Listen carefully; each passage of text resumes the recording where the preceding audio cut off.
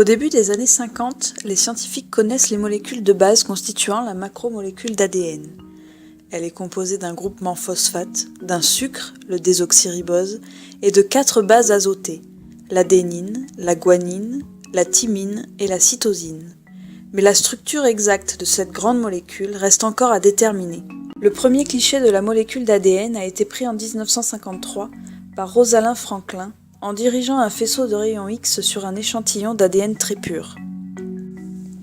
Ce cliché a permis à Watson et Crick en 1953 d'affirmer que les bases azotées s'apparient pour former les barreaux d'une échelle, dont les montants sont faits de sucre et de phosphate. Cette échelle flexible s'enroule sur elle-même pour former une double hélice. L'unité structurale de cette double hélice est le nucléotide, composé d'un groupement phosphate, d'un sucre et d'une base azotée, adénine, thymine, cytosine ou guanine. L'enchaînement des nucléotides constitue la séquence nucléotidique.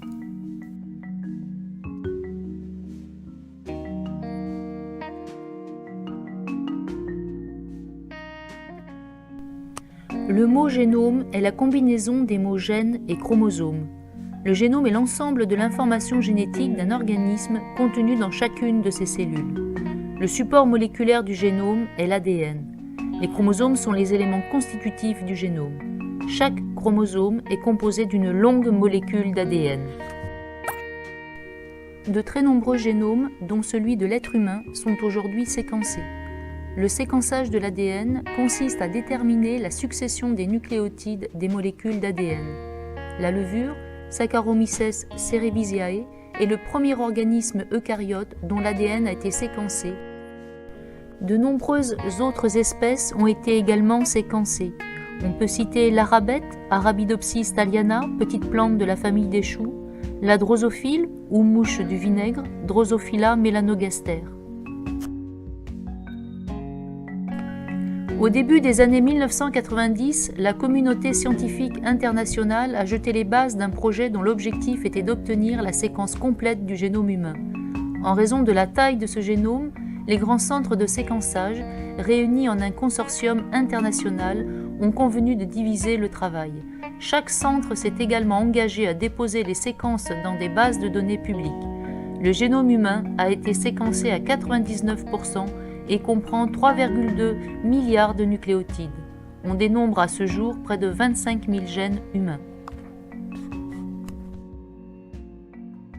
Un grand nombre de gènes permettent de gouverner la synthèse de protéines. Les protéines sont composées par des petites molécules appelées acides aminés. Les scientifiques ont déterminé comment le langage ADN est traduit en langage protéine par la cellule.